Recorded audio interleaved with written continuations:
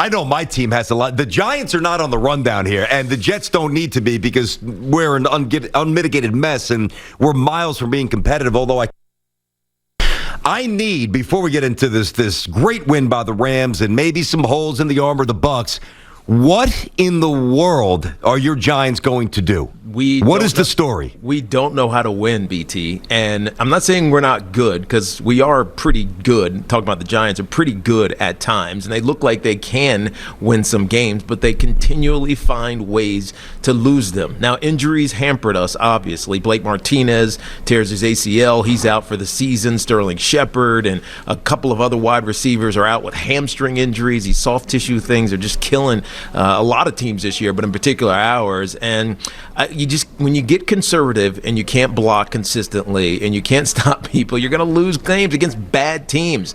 And especially this game, BT, because of what happened at halftime. We talked about it last week. Eli Manning was getting put into the rafters. His jersey was getting retired. It was supposed to be a great moment for Giants fans. It turned out to be more of the same that we've seen over the last couple of years. And it's beyond frustrating, BT. It really is. All my friends are saying, who can we fire today? Like, is it Garrett? Is it Patrick Graham? Fire Gettleman. Like, it's not going to do anything in the short term, but it would feel good because the mediocrity it's frustrating. John Mara got booed at halftime.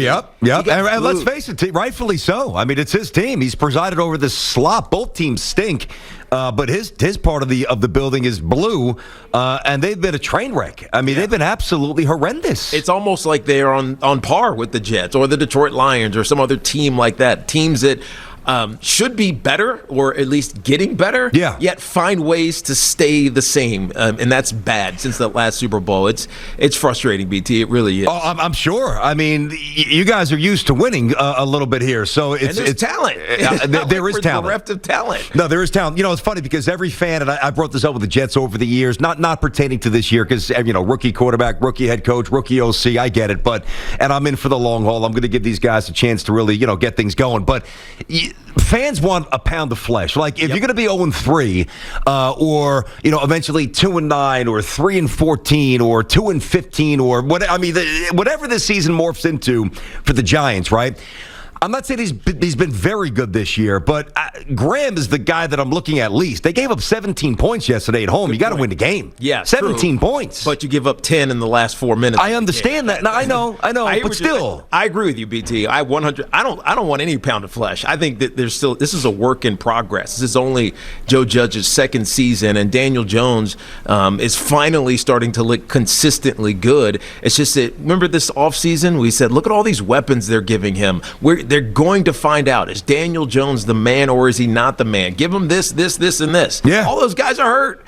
And he's still playing pretty well, by the way. I agree. Daniel Jones is not the problem. No, you're right. Oh, boy.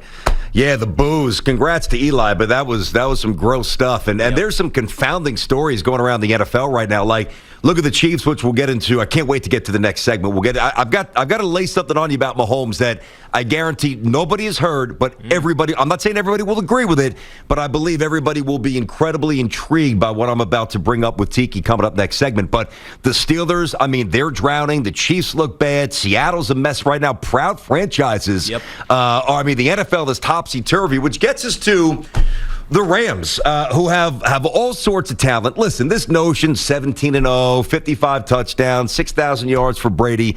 Tom Brady's lucky he got up after that one pop by Aaron Donald. He got hit so hard. And you want to talk about some injuries for the Tampa Bay Buccaneers.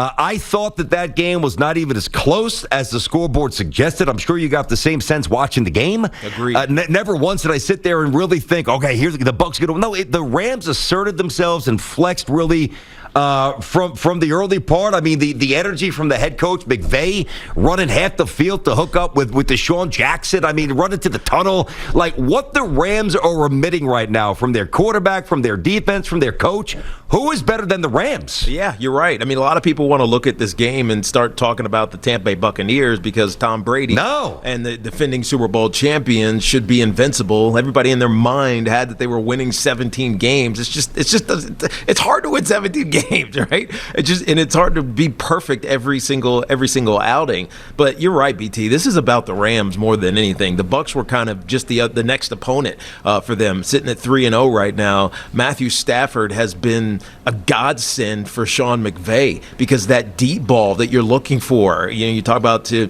Deshaun Jackson, that deep pass, that ability, the Cooper Kupp that we've seen over the last couple of weeks.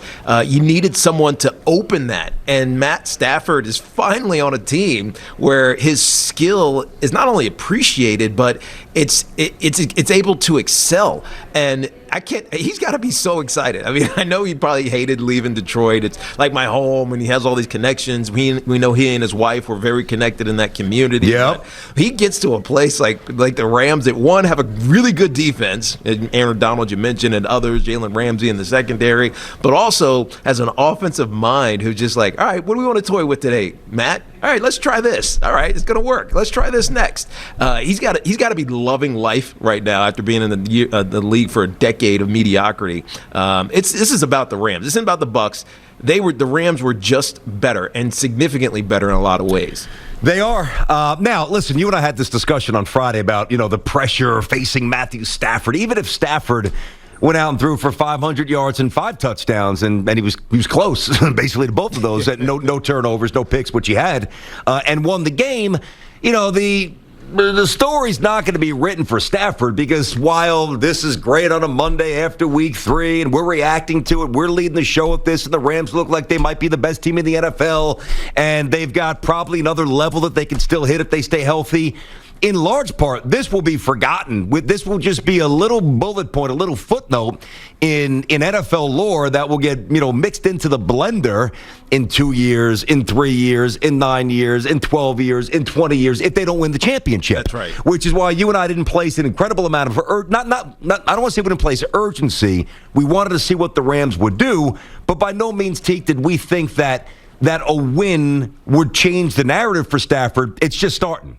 It's still just starting. Well, it's just allowing what we expect, which is a heightened season for Matt Stafford. I think a higher ceiling for the Rams with now that Jared Goff is gone and there's an elite level quarterback like Matthew Stafford on this team. It's just a continuation of that expectation. Let's face it, the Rams were a team that went to a Super Bowl with felt and it showed in that Super Bowl they just couldn't get anything done. A little bit of an inferior total product. Like they had the pieces, some of the pieces, but in totality, it wasn't a Super Bowl team. So it's almost like they did it with a little bit of smoke and mirrors and the semblance of a run game and all these other things. Now it feels like, man, we got everything we need offensively and defensively. Head coach, defensive coordinator wise, Raheem Morris is out there, who's my boy, Rondé's good friend, and doing great things that confused Tom Brady and made it difficult for them. Now the Bucs had some injuries in the secondary, and they lost a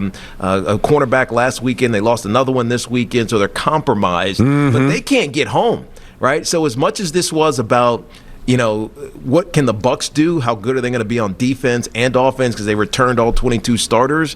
They look like a shell of themselves from what they did last year as it pertains defensively. They tried everything, right? They tried blitzing. They tried sitting back and playing zone. They tried everything. It didn't work. And Sean McVay and this Stafford-led team just picked them apart. I wanted to throw something. It hit me before when I saw the Cooper. Well, actually, it hit me yesterday when I saw the Cooper Kupp, the touchdown by the left near the left pylon where he had to contort his body. Yep. TV's going to run this through. A little PSA for every young parent out there. Tika, I know you'll really appreciate this because we are now living, and I'm not going to belabor this too long, but because I want to get back to the game, but we are now living in an era where there's a specialization of if you're a baseball player, you've got to go to academies 12 months a year, and I've got to have a pitching coach when I'm 9, and I've got to hit, it's ridiculous. You can either play or you can't. Okay. Yeah.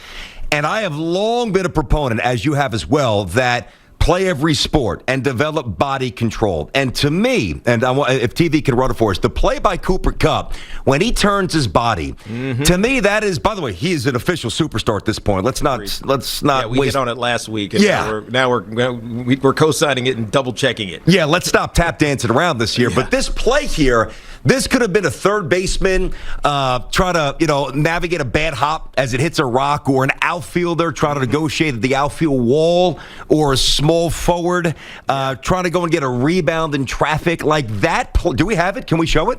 That play is it's so subtle.